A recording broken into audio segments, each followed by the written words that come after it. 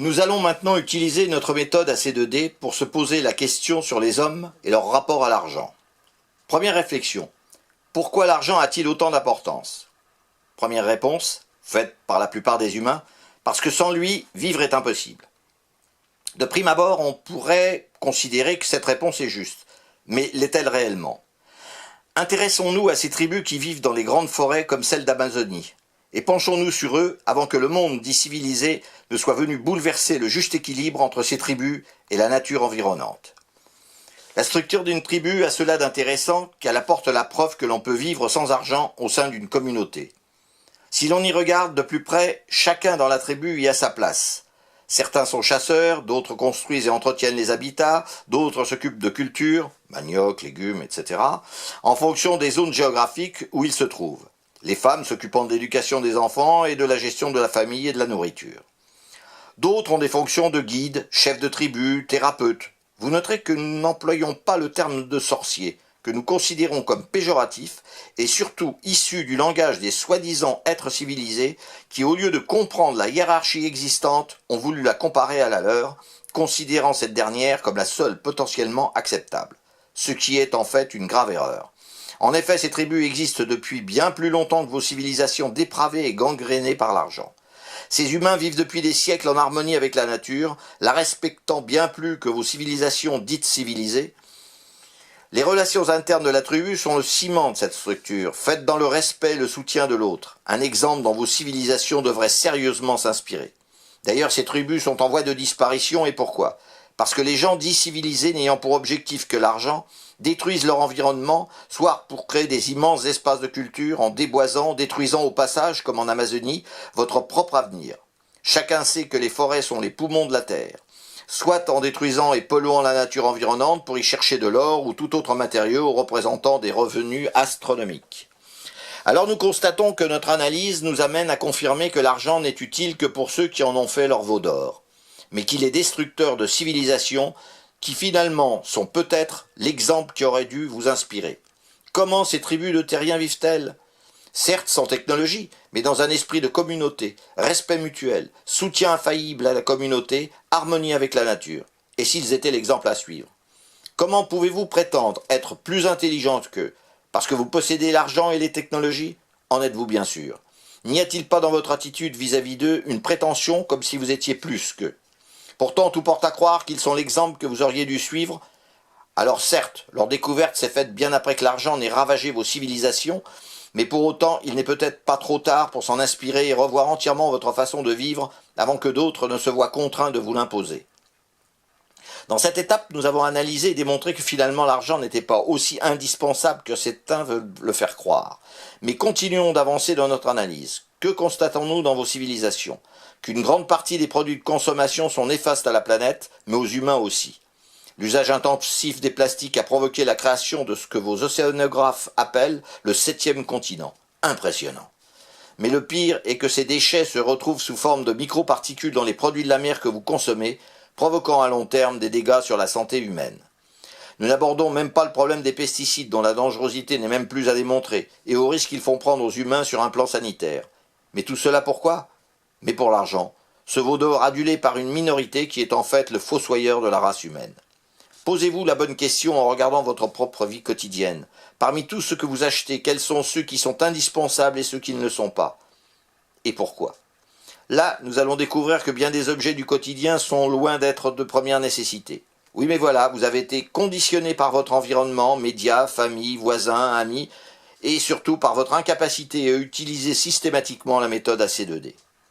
En l'appliquant en permanence, vous allez découvrir combien l'on vous a conditionné et dans quel but. L'argent, car ceux qui vous poussent à cela y trouvent plus que leur compte. Ils pensent que devenir riche est le but ultime de leur vie. Quel gâchis!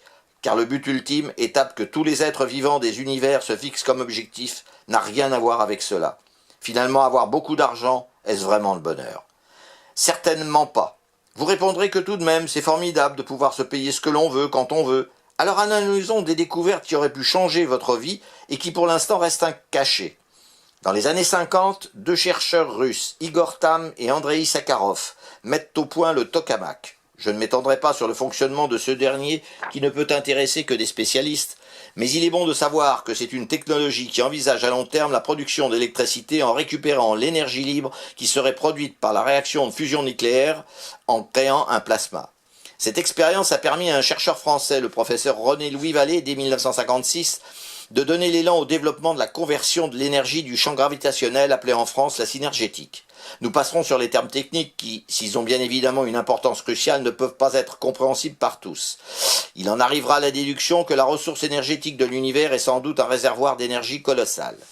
À la suite, le professeur Jean-Louis Nodin effectuera des expériences pour capter cette énergie en utilisant les atomes de carbone, qui, placés dans des conditions particulières d'instabilité, se transforment et émettent alors des électrons utilisables directement sous forme d'énergie électrique. L'intérêt est que le carbone n'est pas détruit et qu'il reste indéfiniment utilisable. Une pile inusable en quelque sorte. Pour la première fois, l'on peut envisager une société différente. L'énergie sera produite là où l'on en aura besoin sans crainte de pénurie. Réchauffement climatique et assèchement des réserves d'eau condamnant les usines hydroélectriques. Chaque zone géographique sera autonome, plus de domination des pays riches sur les moins favorisés. Voilà que nous découvrons que l'on pourrait fabriquer de l'énergie n'importe où et qui ne coûterait rien ou presque. Une fois de plus, nous constatons le décalage que provoque l'argent. Car sans lui, les centrales nucléaires pourraient ne plus exister, les éoliennes auraient peut-être la même destination. Mais voilà, les sociétés produisant de l'électricité ne gagneraient plus d'argent et l'État n'empocherait plus la TVA, si afférent. Bref, une nouvelle fois nous constatons les dégâts causés par l'argent qui empêchent l'évolution humaine pour le bénéfice de quelques-uns. Mais cela ne s'arrête pas à cela.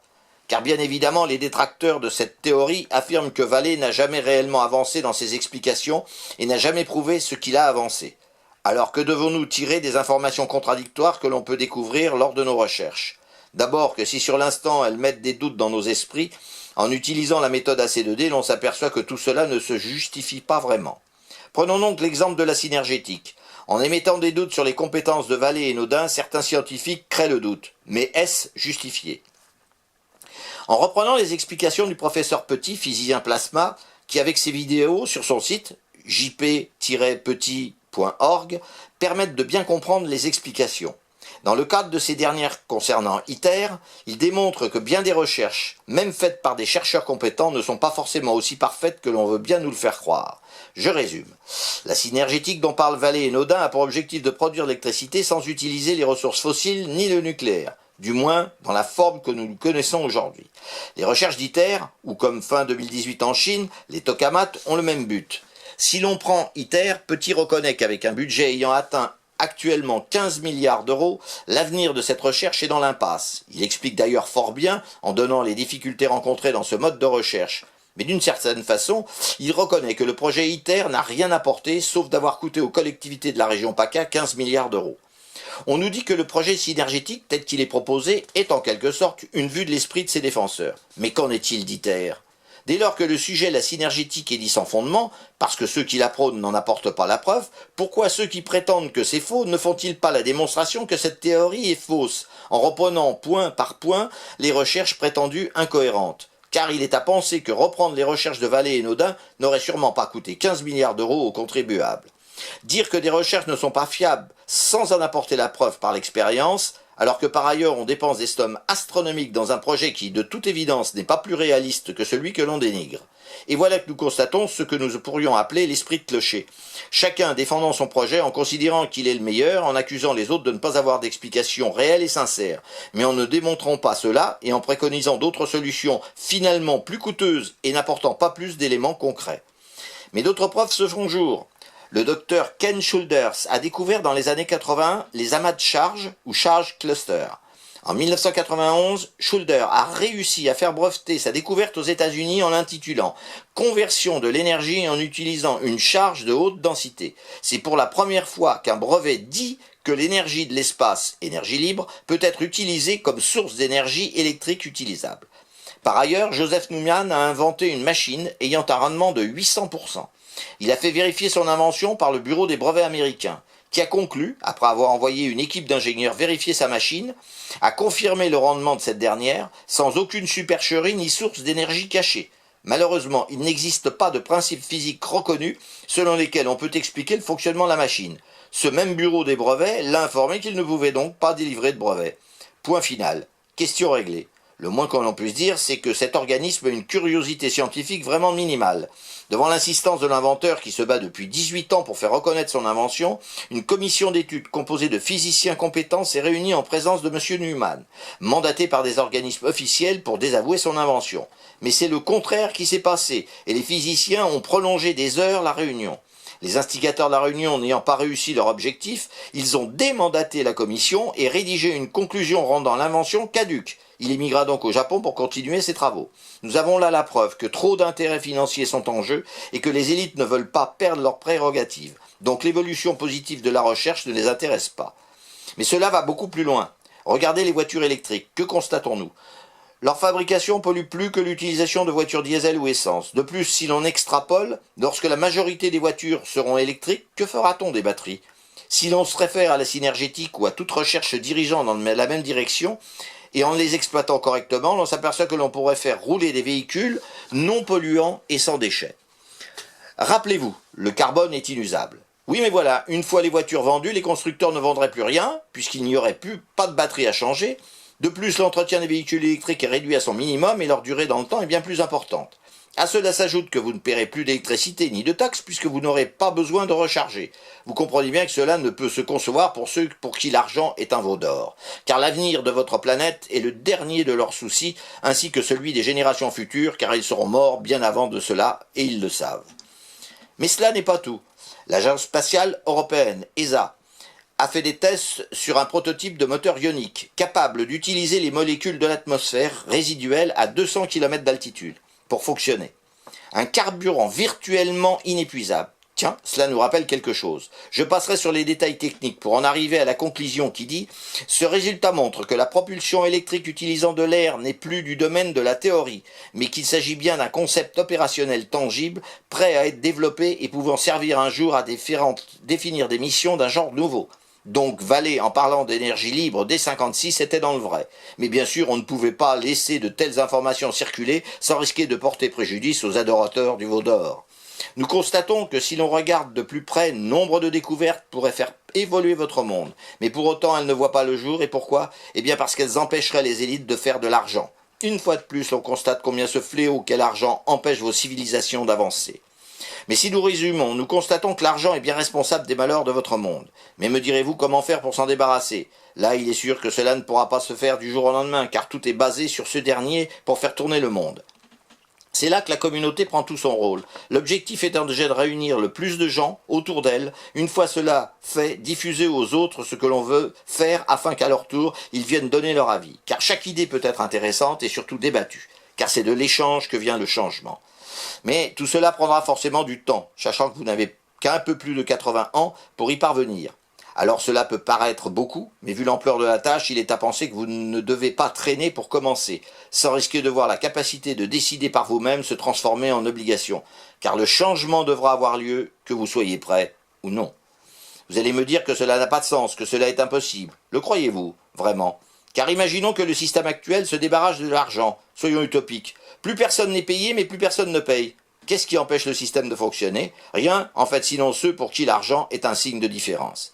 Vous les imaginez sans leurs véhicules de luxe, leurs vêtements de luxe, leur lieu où se réunir, qu'ils appellent pompeusement la jet set, tout le monde sur le même pied d'égalité. Quelle horreur ! Eux, si supérieurs aux autres, obligés de vivre comme tout un chacun.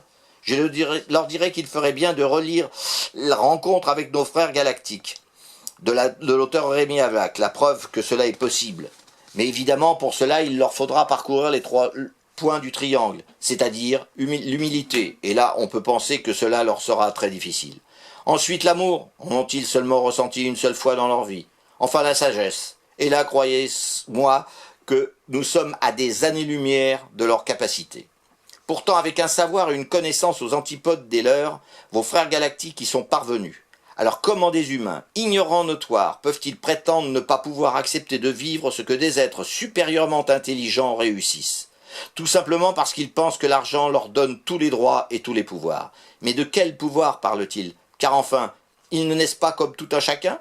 Si, bien sûr. Et ils sont immortels ? Non, bien évidemment.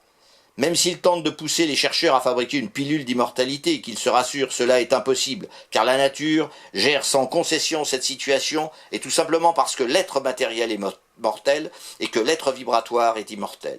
Du fait de cette double constitution, jamais l'être matériel ne pourra devenir immortel. D'ailleurs qu'ils sachent que vos frères galactiques ont, eux qui vivent nettement plus longtemps que vous, variant, comme l'explique Rémi Alvac dans ses livres, d'environ 500 à 4000 ans, jamais tenté ce genre de recherche, tout simplement parce qu'elles ne mènent à rien et ne peuvent aboutir. Seul l'être suprême pourrait, s'il le souhaitait, changer cette situation. Vous me direz que pendant ces temps, des chercheurs vivent de leurs recherches, même si au fond ils savent eux aussi que cela ne sert absolument à rien. Je crois que le plus difficile sera d'expliquer à ces humains que la vie ne leur appartient pas, et qu'ils le veuillent ou non, à cela, ils ne pourront jamais rien faire. Comme quoi, on ne peut pas tout maîtriser, même si l'on est persuadé du contraire. Mais c'est ce qui différencie des êtres supérieurs, en l'occurrence vos frères galactiques, et une certaine catégorie d'humains dont le savoir et la connaissance sont finalement très limités. Ainsi, nous constatons que l'argent, finalement, ne permet pas tout, et particulièrement qu'il est totalement inutile au moment de votre naissance, et absolument inactif au moment de votre mort. Ce qui sous-entend qu'aux deux moments les plus importants de votre vie, à savoir votre naissance et votre mort, l'argent ne sert absolument à rien. Alors pourquoi les humains lui attachent-ils autant d'importance durant leur vie? Peut-être parce que la priorité qu'ils donnent à la vie n'est pas la bonne, et que le matériel n'a absolument pas l'importance qu'ils veulent bien lui donner. Vos frères galactiques vous indiquent le chemin à suivre, alors n'hésitez pas et suivez leurs sages conseils et dirigez-vous sans attendre vers votre être vibratoire. Il est le seul rempart inexpugnable contre la stupidité humaine et l'espoir inconditionnel d'une vie meilleure. Nous vous souhaitons une bonne réflexion et vous disons à très bientôt. Que la lumière vous aide à ouvrir vos portes intérieures.